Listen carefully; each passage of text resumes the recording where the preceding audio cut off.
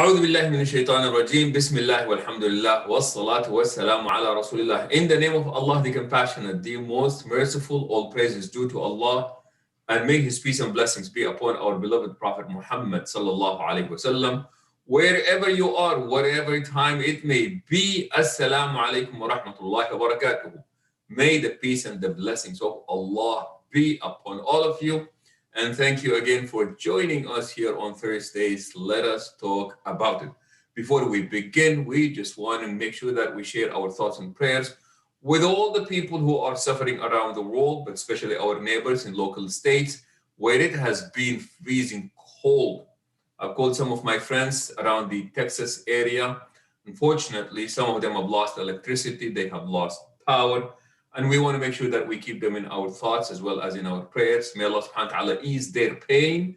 May Allah subhanahu wa ta'ala restore power for them, Ya Rabbal Alameen. Keep them warm, keep them sane, keep them healthy, and keep them well. Our guest tonight is also from Texas. And we are hoping that he and his family and loved ones are also doing well. As parents nowadays, talking about social media, and I can tell you this as a therapist as well, that this is one of the biggest points of contention in families. How long should they play for? When should they get their phone? What kind of apps should they have? What kind of parental apps should we have? And it's to some of us, me included, man, I have no idea how to navigate any of the social media apps. I don't have any. I am not active on social media, and I'm not saying this as a form of pride. I just really do not know. However, inshallah, if this is something that you've been going through, you are in the right place, because this evening our guest is the author of The Fiqh of Social Media, Omar Usman. His bio is up and running, mashallah. He works professionally as a technology consultant and is a certified project manager and leadership trainer, founding member of Qalam Institute, and has served in different leadership capacities with numerous local and national Islamic organizations, khatib in his local community, and teaches regularly around the country on the topic of leadership, social media, and conducts public speaking training. And like we said, he is the author of the book of Fiqh of Social Media. Brother Omar, thank you so much for joining us, man. I have been looking forward, but before we get into our topic, you and your family are doing well, inshallah, in Texas. Assalamu alaikum. Yeah, Jazakallah khair, Shaykh. Yes, alhamdulillah, alhamdulillah, alhamdulillah. We are doing okay. A lot of people near us, people that we know, did encounter quite a bit of difficulty, but alhamdulillah, we're doing all right. May Allah always keep you safe, Ya Rabbil Alameen. All right. So tell us, how did just your own personal story as far as how did this whole Fiqh of Social Media book came to be? So alhamdulillah, I think it was like 2007. I was fortunate to be part of the founding team of Muslim Matters, and then, and that was the first major. Just for the sake of our viewers, Muslim Matters is. It was started out as a group blog, and now it's a large media site. So it's got a number of articles, news, Islamic topics, gets, like 3 or 4 million visitors a year. So alhamdulillah, it's grown, but that was my start really with, Islamic stuff on the internet, right? In terms of dawah or something of that nature. So that started it. And then I worked with a number of different organizations, being a technology guy, helping set up social media, start the social media strategy. How are we going to produce content? And, as I was working on these things, I just started noticing things, right? So noticing a difference in how we talk about Islam online versus the conversations that we're having at the masjid, the conversations I'm having with my family about Islam versus the discussions that I'm seeing online. And then also noticing that the way, not even the content, but the way and the manner in which we talk about it is a lot different. One of the first videos that I did, and I think that one kind of laid the seed for the project, was the idea of the shame grenade, right? That when someone says, we need to make dua for the people of Palestine, someone always leaves a comment saying, well, what about Kashmir? Or what about this country? Or what about that country? Right? And it's just a very, almost a uniquely internet phenomenon. In person, you wouldn't go say that to somebody if they're making dua for someone that's suffering, but, online, the discourse shifts, right? So I just started noticing the impact and the differences in how we were interacting, how the mediums were changing things. And the other real catalyst for this project also was I wanted a practical approach for how we can deal with social media, right? I feel the Muslim community, when it comes to technology, we're perpetually a step behind. So I always give the example that when the music industry, when the world went from audio cassette to CDs, we were still producing audio cassette. When they decided to abandon CDs and go to MP3, we started making Sudais and Shreem on CD. We're just kind of a step behind. And even with social media, I remember so many times in the masjid having discussions and people were like, is Facebook halal? Is Facebook haram? And I'm like, I understand and I appreciate where the question is coming from. But in terms of practicality, the answer to that question is not going to change anyone's behavior. So I felt that a more practical approach with an Islamic perspective was needed. And so that was kind of how Fiqh of social media, so to speak, was born. Got it. And is the Fiqh of social media written for parents or is it written for users of social media? It's written for users of social media. And ideally, I would say it's for professionals and young families. I think we'll get the most benefit, but I tried to write it with a bit of a more general audience in mind and keeping, we say Islamic approach, really it's Sunday school level Islam. It's not anything, very advanced or academic, but it's just the simple principles and connecting the dots to the online interaction. Good. I'm still waiting for my free copy, by the way. I got you. Send me your address. So, and by the way, for all of our viewers, if you have a question for Brother Omar, please make sure that you use the chat on YouTube. I am monitoring that one. So Omar, take us through the book. What is the book about, and ultimately, what is it that's the author trying to convey here? So the book covers a number of different topics. So, for example, we talk about friendship, right? How friendship has changed with social media. So to give you an example, normally if we rewind 15 years, right? If we were to meet and become friends, it would take a few months maybe for a natural friendship to blossom, right? You meet each other, you go to each other's homes, you learn more about each other's opinions, and a relationship builds up over time, right? Now you can go meet someone and exchange numbers. Assalamu alaikum, my name is Omar. Wa alaikum salam, my name is Ahmed. Exchange phone numbers, go home. As soon as you save their number, you see their Instagram account, their Snapchat account, their, every social media account, and you add them, not having had a single conversation. And within 2 minutes, what the inside of their home looks like, who all their family members are and what they look like, everywhere they've been on vacation, all the restaurants they eat at and what dishes they ordered. You see the articles they've shared and you immediately know this is a, conservative or liberal or this kind of Muslim or that kind of Muslim. You have all these snap judgments and information about a person within 2 minutes that normally would have taken months, if not years to develop, right? So going through things like that. So things like friendship, the impact of social media on communities, navigating family challenges, navigating things like envy and hasad, or how much, how the internet affects your spirituality, how social media trades off, the effects of social media in the sense that it trades off time, right? The default of social media is to fill the vacuum of free time that you have.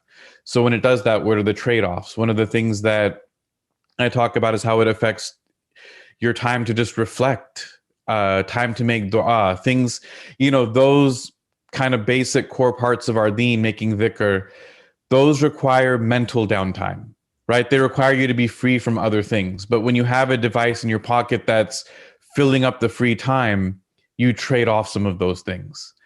So just, so it's laid out short chapters in that way. And, I put a couple of action items at the end of each chapter. So the intent really with the book is that it's meant to be, not specific to any particular platform or technology because they're always changing. But it's meant to be that you can go and just revisit the action items to kind of curate, to spruce up, fix up how you're interacting with social media. And the other real action item that I'm hoping that people take from the book is that the book itself becomes an excuse to have the family meeting, right? How are, husband and wife, how are we going to manage social media or smartphones in our home? For family to sit down and talk and say, what are our family rules around how we utilize these devices?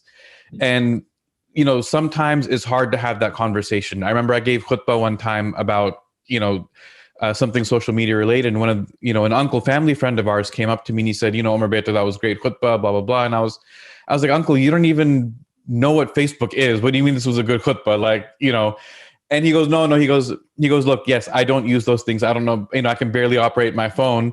He goes, but my kids use it. And he goes, I've noticed a lot of things that have made me uncomfortable, but I didn't know how to bring that up with them. And so when you talked about XYZ, it gave me something that I can use as an excuse to have that conversation with the kids. And so that, when he gave me that feedback, that really stuck with me. So I hope that the book becomes a catalyst, at least for families, to have those conversations about how they're going to manage it in their homes. Nice. All right. One thing though, I have noticed, personally speaking, talking about the emotional part, is sometimes I would get, like I said, I'm not on social media, but I do have WhatsApp. And sometimes you get these messages, and this concerns me as a therapist. You get a message that literally breaks your heart. Okay? But then immediately you get a joke. And what happens is that you really never get to stay with the emotion. You're just constantly fluctuating between emotions where you're not giving any of these issues their due emotional attention. And that just bothers me. Okay, so here I'm watching this and it's about, some people around the world, not doing well, or something sad happening to somebody. And then immediately after that, it just, and to me, this is one thing that I absolutely despise. It's like, okay, I'm watching this is really sad. But then the minute you move over, that is just absolutely wiped, and it's almost making people, I wouldn't say that it's making us indifferent, but have you looked into emotionally what is happening with social media? I know you did mention envy and hasad, which I found to be incredibly strange. So really, Sheikh, the emotion question is for you. Like, how do you deal with that? But in terms of noticing it, yes, 100%. And that's something. It's hard because you're going through. You see, look, let's be. I was looking at something, and you're scrolling, and you see a video of what's happening in Texas. So you see people posting videos of like their homes flooding, right? Or like the pipes burst and water's coming out of the ceiling and the home is destroyed. And then you swipe and it's like basketball highlight clip. And then you swipe and it's like cooking video. And it's bizarre. Like, I don't think that we're meant to consume information that way. And to your point, like, it emotionally just tugs at you, like, one thing after another, like sadness, happy, angry, this, that. What I came up with is just, very intentionally curate your feed, in the sense that you're cutting down who you're following. You're being more mindful of, unfollowing accounts, blocking accounts, muting. You just have to somehow minimize your intake of that stuff. But if someone is sitting and infinitely scrolling, I would want to hear your thoughts. How do you deal with that emotionally? Because that's, other than trying to just cut down the act of it happening, I don't know how someone deals with tragedy, comedy, anger, happy, like coming rapid fire within 15 seconds of each other. Yep. Okay. And you did mention the whole notion of envy and hasad. And Explain that to me. What did you Okay. mean by that, and what are you finding? So, let's take the example, right? When someone is going through some type of a difficulty, I'll give you a couple of examples, right? So let's say I'm having a tough time at work. I've been applying to jobs, or maybe I got laid off. I'm getting interviews. I'm not getting anywhere. I want my dream job, and just nothing's working. I can't find a position. What do? I'm going to go home and go on LinkedIn, right? Because that's where I go to look for a job. When I log into LinkedIn, who do I see? I see all my former coworkers, all the dumb coworkers, all the idiots that I worked with, all the people that I'm smarter than, more competent than, more talented than. And I see that they've all moved on to their dream companies, and they're working for these amazing organizations, and they've gotten promoted, and it seems like everything's going well for them. So I'm sitting there thinking, how are these idiots getting promoted and I can't find a job, right? Someone's struggling to get married. They've been trying for years, haven't found anyone. Go online, what happens? Wedding cakes, wedding photos. Oh, this person just got married. Here's a photo of them and their, newlywed husband sitting on the beach, toes pointed at the sunset and a heart drawn on the, in the sand. Someone struggling to have kids. They start seeing all these baby photos, right? So it starts to feel my life is horrible. Everyone else's life is amazing. I'm going through a rough patch, right? Maybe I struggled to make rent this month, had to cut back on the groceries.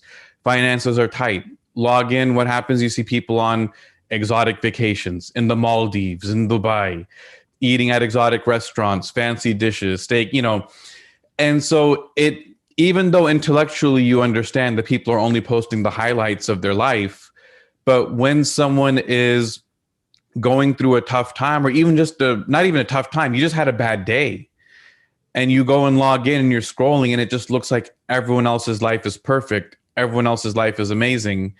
And you start to feel like, why am I the only one dealing with these problems? Interesting. I think the other thing is, like you said, within the minute you save their number, you have access to where they eat, what they ate, where they live, what their house looks like, who their kids are. And this idea of privacy and social media, I find what people post when I hear about it, I just find it like really amazing that the sense of privacy has shifted because of social media. What is happening there as far as our understanding of what privacy is and what that means? I think it's evolving quite a bit, and I think a lot of it also is people are now becoming more informed about the privacy practices of social media companies and who owns what content, right? So, when I go into Facebook, I see Facebook memories pop up, like, 7 years ago you posted this, or 8 years ago you posted this. And it's always comical because, the things that I used to post on Facebook would be like, oh, check me out. Here I'm at this museum and I post like a photo album with like 20 different pictures on it, right? Or I'm like tagging 10 different people. Now, people don't post that stuff on Facebook, right? Now Facebook is just for politics and hot takes, But now what you'll find is even things like Instagram, where people would post a lot of those things on their profile, and it's, there in public and it's there forever. Now with apps like Snapchat and Instagram stories, it's become more normal to post things that expire after 24 hours, right? And so you're not leaving that trail. And then also, I think more and more people have shifted to using private accounts, or only sharing things in a group chat with a smaller circle of friends as opposed to posting it publicly. And so I think a lot of that has changed a bit for the better, in the sense that we're not just putting everything out for public consumption 100%. A lot of people, I would say the majority, have now wisened up and limited access to their profiles, or even limited the types of things that they post, or just share them, in smaller groups. So, I'm hopeful, I'm optimistic that we're trending in the right direction in that way. But yeah, definitely, it's always a concern, right, about what you're posting. The thing that concerns me with privacy also is posting things like information about your kids, things like that. So like, if your kid's wearing a sweatshirt with the name of their school and things like that, and you have a public account, like, you should be aware of just knowing not to post, information that identifies you. One thing that's happening right now that I've seen a number of articles come out, people are sharing their COVID vaccine card, taking the photo saying that I got my vaccine, and it's got their full legal name, date of birth, et cetera, et cetera, et cetera. And it's like, do you really just want to put that right there where it's in front of everyone's face, right? Or do you want to maybe take that offline? Interesting. Where is that change coming from? You said that you're pleased with the way that people are more careful with with what they're posting on social media. Where is that change coming from? So I think part of it was technology, right? I think part of it was like Snapchat, because Snapchat implemented that idea of you post something and it disappears after 24 hours. And then other apps started copying it, right? So now Instagram copied it, and Twitter has their fleet. So that kind of became normal, that you're posting something and it expires, right? It's not going to stay there forever. And I think the other part of it really is, now there's documentaries like Social Dilemma on Netflix and things like that. And so people are seeing how their data is being harvested and used, and everything that you post is contributing to this. So I think just the information and understanding of how the data how the content we produce is being used, I think people are naturally just limiting some of that. Nice. And again, just a reminder to our viewers, if you have a question for Brother Omar, Usman, the author of the Fiqh of Social Media, please use the chat on YouTube, and we're monitoring that to ask your questions. So as you were doing this, how did you navigate the Muslim community and their usage of social media? What are we talking about here? How did you get to know what was happening within our community? So when I first started writing on this topic, my goal was, I had a couple of articles in mind. I wanted to write them. I started with the ebook 40 Hadith on Social Media, and I said, hey, join my email list and I'll send you this ebook. I'm going to be writing more articles about it, right? So I started kind of growing that way. And, this wasn't my intent at all. But within a couple of months of doing that, someone reached out saying, hey, we really enjoyed this ebook. Do you have a presentation on it? We'd like you to come to our masjid and talk about it. And I was just like, what? It had never crossed my mind. And I was like, sure. Okay, let's try this out. And so, alhamdulillah, from there, it kind of took off and word spread. And so more and more communities started inviting me. And so I was really fortunate in the sense that because that work resonated and people started reaching out to have me come out, and I got to do this presentation in probably, I think, close to 50 different, what conferences, Islamic centers, MSAs, whatever. But in doing that, I got to have a lot of conversations with people all over the country, hearing their feedback, hearing what was resonating, what issues they were dealing with. So that, being able to travel and visit communities and talk to people, that's really what kind of informed my view of the issues that people are dealing with. Okay. And as you were doing this, were you surprised by any of the findings?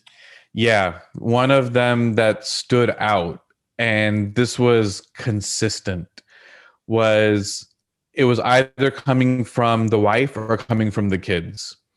But the issue always was, my husband comes home. I know he's had a hard day at work. I want to accommodate, let him relax, let him veg out, do his thing. But he comes home, he sits on the couch, he opens up WhatsApp, and he's forwarding videos back and forth with his friends until midnight, and then he goes to bed.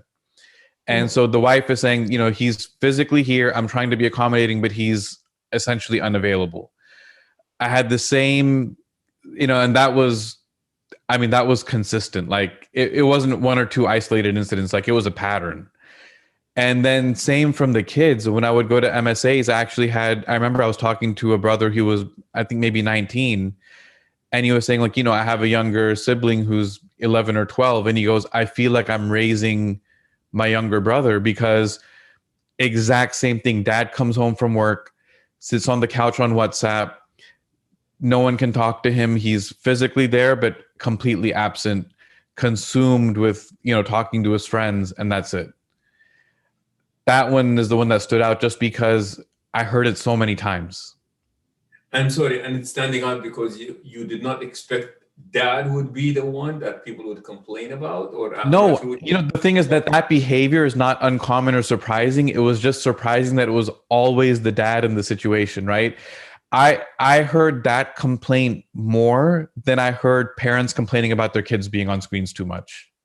Interesting. That is actually interesting. That is actually interesting. That it's the complaint was about the dad. Yeah. And any reading into why that is?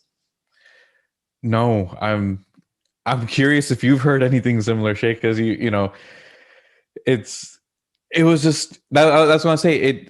The regularity of that complaint caught me off guard. That is honestly speaking, I'm not sure if I mean I would have guessed that it was the parents complaining about their kids being there all the time. And to be fair, that was there too, but that one was expected. Parents complaining about the kids was expected. And also I would say in general, parents all have a similar struggle with the kids, primarily because it's just new, right? We didn't have the same situation. I feel like to some degree we copy what our parents did with us, right? But with the screens, there's not a blueprint because I didn't have an iPad when I was 5 years old. I hear. Okay, so any pleasant surprises as you were doing this? Pleasant surprise, I would say, is I actually, people always share the sentiment that like, oh, we're doomed. Everyone's just addicted to social media and this and that. I found that very much to not be the case. I actually found that people are very motivated about how to be intentional with their social media usage. And one thing that, in terms of pleasant surprise, that I found particularly when I spoke with MSAs was how much effort the kids were putting into the idea of they were trying to figure out how can we minimize our social media usage so that we can like study better and be more productive. And so they really were focused on understanding, we know this is a distraction, we want to cut it out and focus on more important stuff. So that to me, like, that's very much an encouraging sign in the sense that, 18, 19, they're recognizing like, hey, this thing might hold me back. I want to take care of this problem right now. Interesting. So the title, Omar, says the fiqh of social media. By fiqh here, do you mean a deep understanding, or are you referring to legal jurisprudence related aspects? You want an Islamic answer or the real answer? The real answer is that it sounds perfect. But to answer more directly, it's more geared around the idea of giving an understanding of social media as opposed to the rulings. Okay. I appreciate that. Nice. Yeah, and honestly speaking, this is really what came to mind initially when you said the fiqh. I'm thinking like, because you started by saying it's not about halal and haram. Yeah. Okay. Nice. Great. And how has the book been received in the, I know you said that you've been invited to give presentations, and overall, like an immediate feedback to the book. What was that like? Alhamdulillah.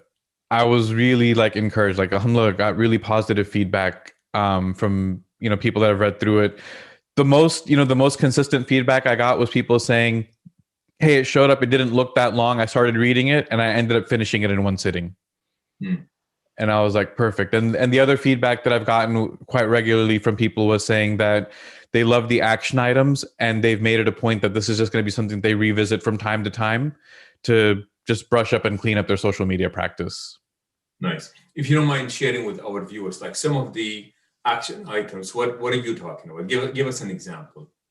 So one example would be to identify what your screen-free times might be in your home, right? Or maybe in your personal practice. So, again, trying to keep on that theme of practicality, if you dive into, how do I cut down social media usage? Most people will say like, cut down, just delete all the apps and go cold turkey, right? Or things like that. And what I found from talking to people that have tried it, it doesn't really work.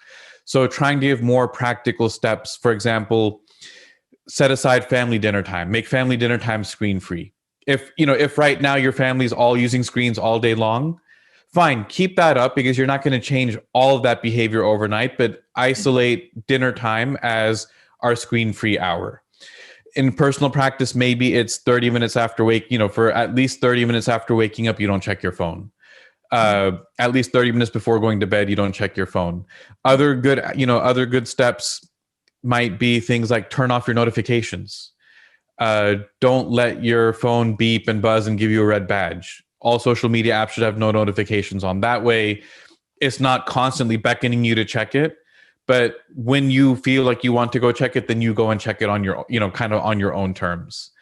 Another action item would be something like unfollow. And so I recommend people just do an audit and go through all your social media apps and not just unfollow, Shaykh, ruthlessly unfollow people. Because if you think about the idea of you taking out your phone 20 times a day and opening an app and scrolling through it, that's a lot of messaging that you're receiving.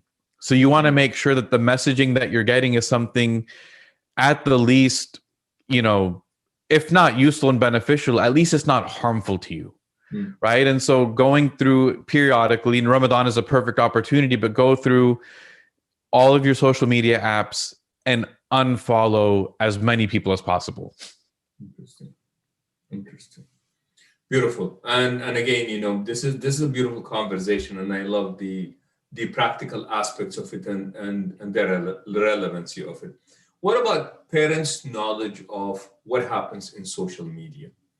Anything? Have you looked into that? Like how aware are we as parents regarding our kids' usage of social media? I think parents are as aware as they want to be. Shaykh, is funny. When I was in high school, we didn't have social media, right? But I can think in my extended circle of friends, there were some parents who knew everything that was going on with their kids and some parents who were clueless, right? It had nothing to do with social media. It had everything to do with how involved they wanted to be. The extreme example is some parents, as long as you got straight A's, they didn't care what else you did. They didn't want to know what else you did.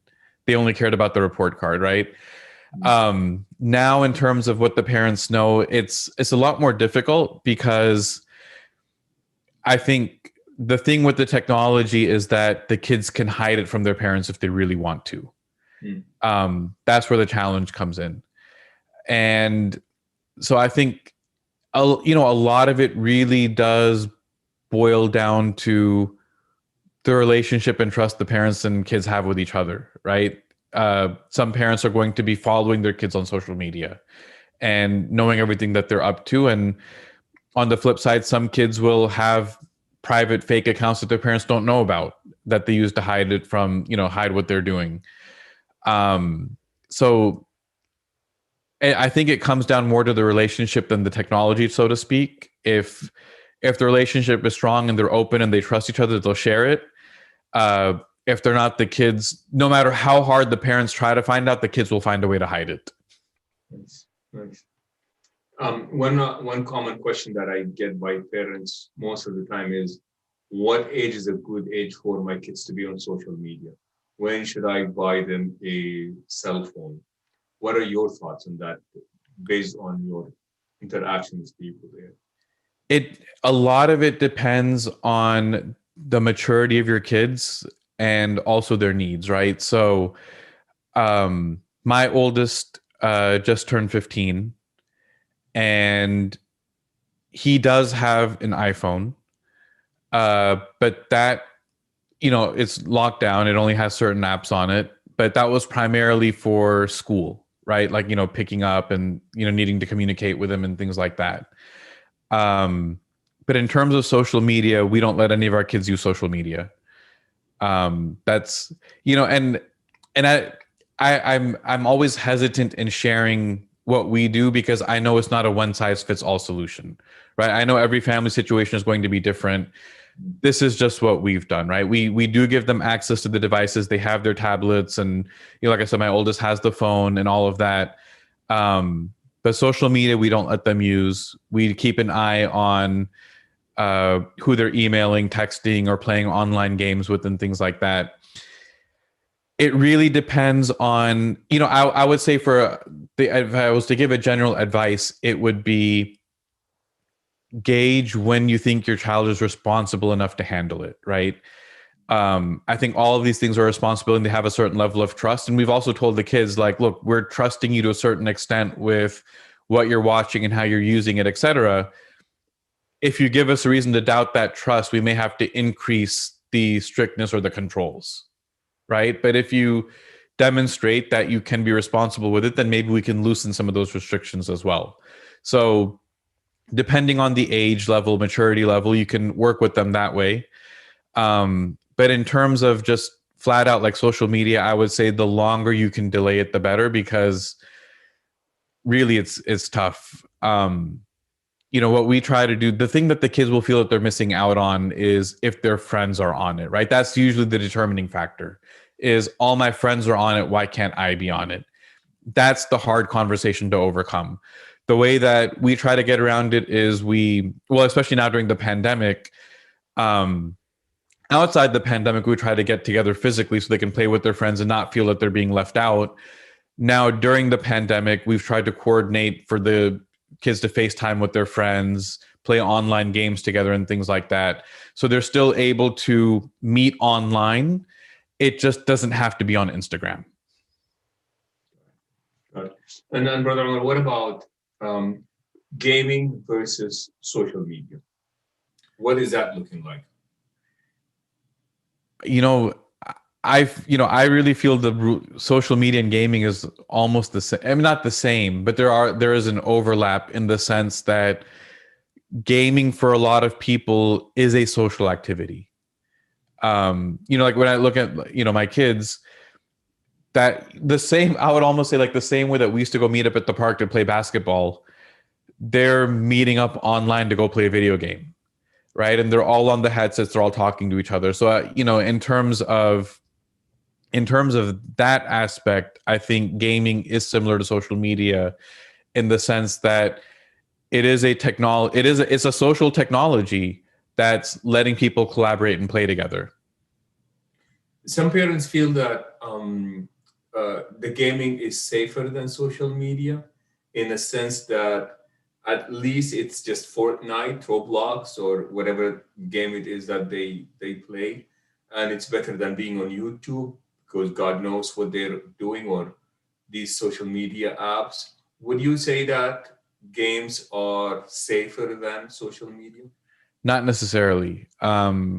Roblox, we had to restrict because, and I haven't looked into it terribly much, but I know that there are certain modes where you're on an open server and anyone can chat and anyone can say anything, right? So I think what I ended up doing was we did spend money to get a private server that my daughter could play with her friends or whatever and not be on a public platform. So you have to watch out for those things. And like even with Fortnite, like I know like, okay, my son is playing with friends, we're monitoring, seeing like that. I know there's other games that can be open platform too. And so you might be talking with anyone, chatting with anyone. So you got to be aware of it that way. There's an element of truth to the fact that the primary activity, what they're doing when they're playing Fortnite, right? But if you give your kid untethered access to TikTok and Instagram, you have no idea what they might be looking at. That's definitely true. But at the same time, and actually, Shaykh, I really want to hear your thoughts on this. When I was growing up, right, I would watch football, basketball with my dad, and the beer commercial would come on, and he would tell me, Omar, close your eyes. And then he would, and he would explain to me, he goes, look, I'm not going to turn off the TV or anything like that. He goes, I want you to know that this is here. The beer commercial is there. This is a thing that people do, but also this advertising is meant to entice you into drinking it. And so you need to learn, that when this comes on, you divert your attention from it because you don't want it to influence you, because this is not good for you, right? Now, he can instill all that into me, but at a certain point, I'm going to leave the nest and fly off on my own. And I'm going to make my own decision about whether I'm going to drink alcohol or not, right? All he can do to a certain point is equip me with how to make that judgment call. What's happened now with social media is that decision point is not happening at 18, it's happening much faster, right? It's happening at the age of 10 or 12. And so you have, at a certain point, you have to equip your kids with understanding what is appropriate, what is not appropriate. There are going to, and we tell our kids this too, like, you might be on something and you may see something that's inappropriate. And this is what inappropriate things look like. And this is how you react to that, right? You close the window, you come and tell us what you saw, et cetera, whatever the case might be. But at a certain point, you have to develop that trust of, we've taught you how to identify it. We've taught you how to react to it. We have to trust you not to indulge in it. Now, what that looks like in practicality is going to be different, age by age. At a certain extent, yeah, you can put filters on and block things and restrict their access, but they're also going to get to a certain age where they're going to say, hey, you're restricting stuff that I want to do that's legitimate, right? And so you're not always going to have that level of control. Yeah. And like you said, I think ultimately as parents, we cannot constantly and consistently be the policeman and the policewoman for our kids. And I think that we would love to see that our kids are doing their own policing, they're their own policemen and policewomen, because like I said, we are not going to be there 24/7 for them. And I love what your dad did, because what it's doing is that he is in a way shielding you, but giving you enough exposure to know what's out there, but also letting you know that, well, the whole point of this commercial is to entice you to do this, but you don't want to do that. So we're not going to pretend like it's not there. It is here. And what I tell parents is that we can reject these notions, but it's almost impossible to escape them. And because we cannot escape them, then we have to employ tools by which we protect our children on the one hand, but also prepare them on the other hand to know what to do when we are not around. And this was a good example. And I mean, I do see that with my kids as they're playing as well. They would be playing and yelling, and to me it's like, okay, so what are they playing with? Emotional regulations. What kind of language are they using? What kind of games are they playing, and so on. But it's really, it's becoming difficult, I think, for the parents, like just to monitor, like, which ones do you monitor? Like, okay, which social media app is the worst? Which one has the worst potential of all the apps that are out there? What am I supposed to be looking for as a parent? I mean, the thing is, if you want to say worst, as a parent with teenagers, it'd probably be something like Snapchat, right? Because you can't monitor it. The message history disappears. It's meant to be more private, right? So you can't really monitor it and check in on their private conversations. Even with something like Instagram, you can maybe go check their DMs and you can, go into the folder and look at the messages, but something like Snapchat, you can't, right? Like, it's going to be hidden.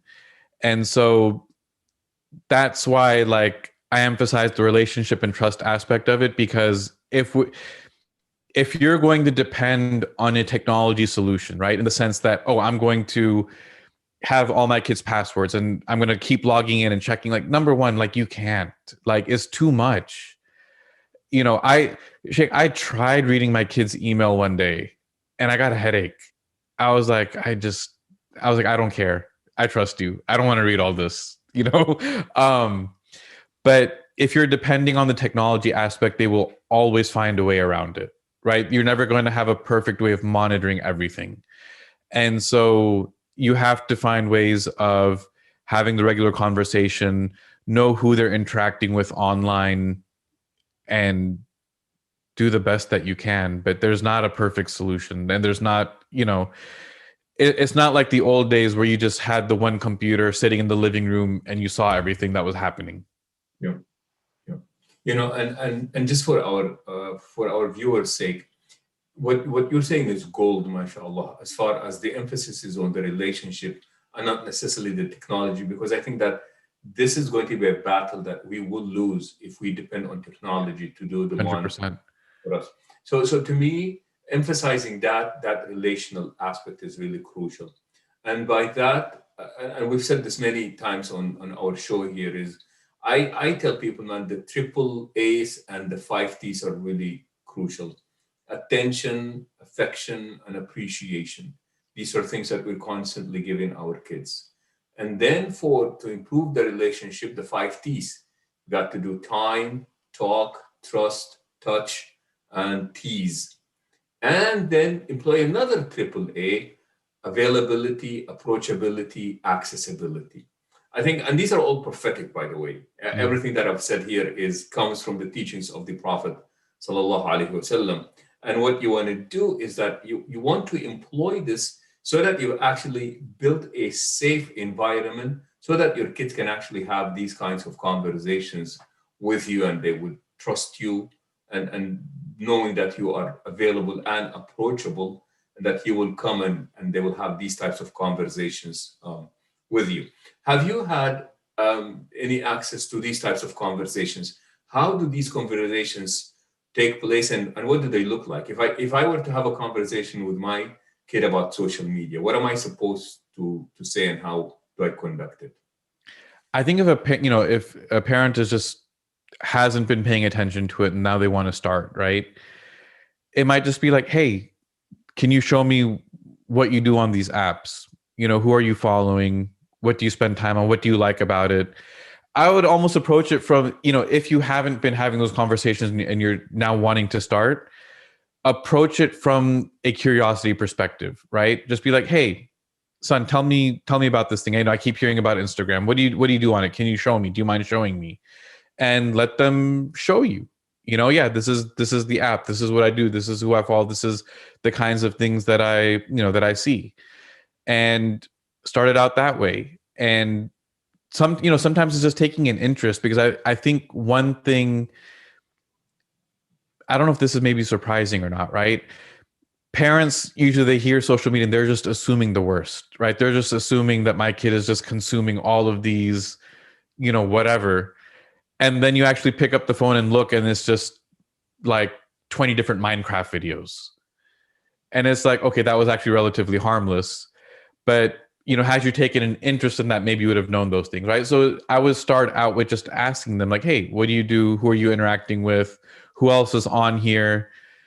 And just see what they like about it and why they're using it. Start with something as simple as that. Right.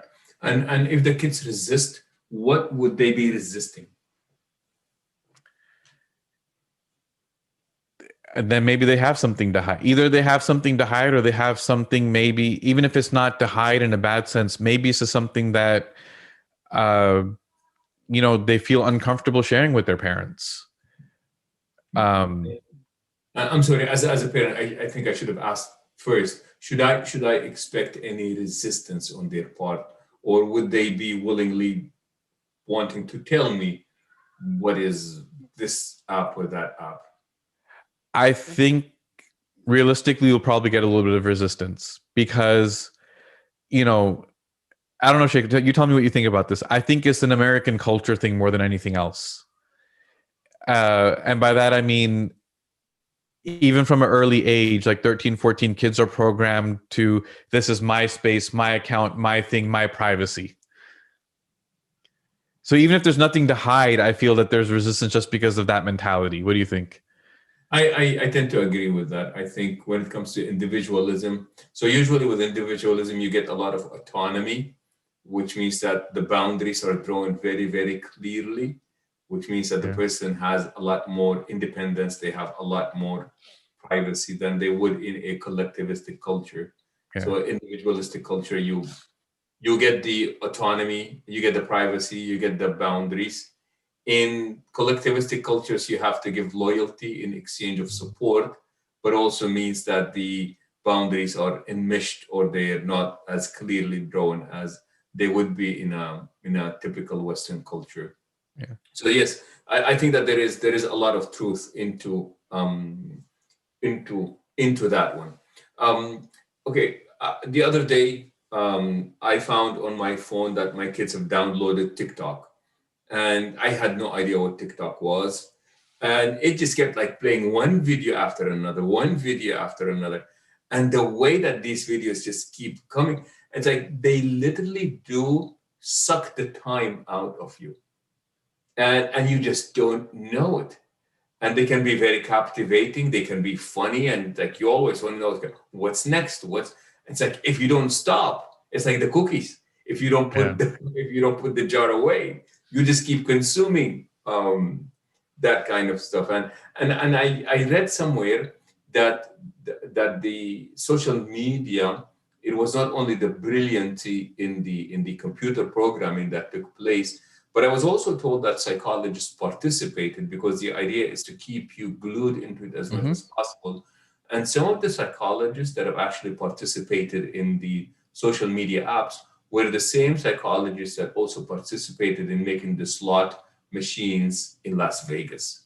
Because the idea here is that we want to keep you there for as long as possible, and it has that addictive element into it. So, like when you said half an hour after you wake up, half an hour before you go to sleep, don't be on your phone. I can tell you that most people, the first thing they do is they wake up, they grab their phone. The Yep. last thing they did before they go to bed is they were looking at their phone. And you're saying that this is a bad habit. Yeah, absolutely. It's everything you said about like the slot machines and stuff. I came across all the exact same research, and the TikTok in particular, like their algorithm is phenomenal in the sense that once you use the app a little bit, it just serves up everything that you like. It knows what you find funny and things like that, and it just keeps giving it to you, and it's hard to break that cycle because it's just every 15 seconds you're getting something new that you like, and it's just reinforcing that. It's and it's very intentional, right? Because the apps are free, but what do they monetize? They monetize attention. The more eyeballs they have, the more watch time they have, the more advertising they can sell. I mean, that's brass tacks. That's all that it comes down to. So they will optimize it to the nth degree to do whatever they can to keep you on it so they can get more advertising, because that's how they make money. That's incredible. That's incredible. And we have a saying, any behavior that gets rewarded is a behavior that will be repeated. So the more you watch, the more attention you give it, the more they will be coming back at you. All right, we are almost out of time here. Are we expecting any Fiqh of Social Media Part 2? I know that people who wrote books, they look at the book and say, oh my God, why didn't I do this? Man, I should have added this. I should have put the next chapter here. Or maybe, man, I need to. Again, so your book is done. It's out there, and you take a look at the book. And what are you saying? Oh man, what are you saying? I'm saying, Alhamdulillah, I finally got it done. I've been wanting to do it for a long time, and now I'm already starting another project. So I have to resist because, yeah, I mean, as soon as it's published, you look at it and you find 1,000,001 things you wish you could have done differently. But I'm trying to resist and direct the energy to something else now. Nice. Is your new project is it related to any of to anything like Fiqh of Social Media? No, I'm going to shift focus to doing something more leadership oriented, inshallah. Nice. And this is from an Islamic perspective we're talking about? So trying to mix not mix, but try to communicate out prophetic leadership in a way that's relevant to modern leadership challenges. Nice. So just starting it, inshallah. So we'll see where it goes, inshallah. Beautiful. And you promise to come back when that project is done? Absolutely. Beautiful. Well, Omar, this has been a pleasure. Thank you. Thank you so much for doing the book, by the way. And like I said, I'm just waiting for my free copy, inshallah, to arrive by mail, so that I will looking forward to really reading it and learning more about this. But I'm very sure I was just looking into some of the reviews and what people have to say about it and what it meant to them and how much they enjoyed it and what have you. And I just really, on behalf of the community out there, I mean, thank you for what you did and bring into attention such a crucial topic and offering the alternatives in the action items that you have placed in the book. So may Allah subhanahu wa ta'ala bless you for that, Ya Rabbil Alameen. Any final comments to our viewers out there regarding this issue and any takeaways? Just, really the main thing is just be intentional with how you use it, right? I would say make sure that you're using it. If you're going to use it on your terms. Don't let it dictate and take over where you're just reacting to whatever it wants you to do. Nice. Be intentional. And I remind the parents, please remember, your children don't want you to be their friend. They have plenty of friends out there. I think what you want to do is you want to be friendly, but you are the parent. Please do not give away your authority. Please do not discredit each other's authority, because I think that this would be the best way that we can guide and support our kids. May Allah protect all of our kids, Ya Rabbil Alameen. May Allah subhanahu wa ta'ala give them the ability to always make the right choice and the right decision, be it in our presence or be it in our absence. Brother Umar, may Allah keep you and your family safe and all your loved ones, all of our viewers, wherever they may be. May Allah keep you all safe, Ya Rabbil Alameen. If any of us or our loved ones are not feeling well, may Allah grant us a speedy recovery. If any of us or our loved ones are going through difficult times, may Allah ease our pain. Thank you again for joining us. And until we see you next time, we say so long and assalamu alaikum wa rahmatullahi wa barakatuh. Wa alaikum salam wa rahmatullahi wa barakatuh.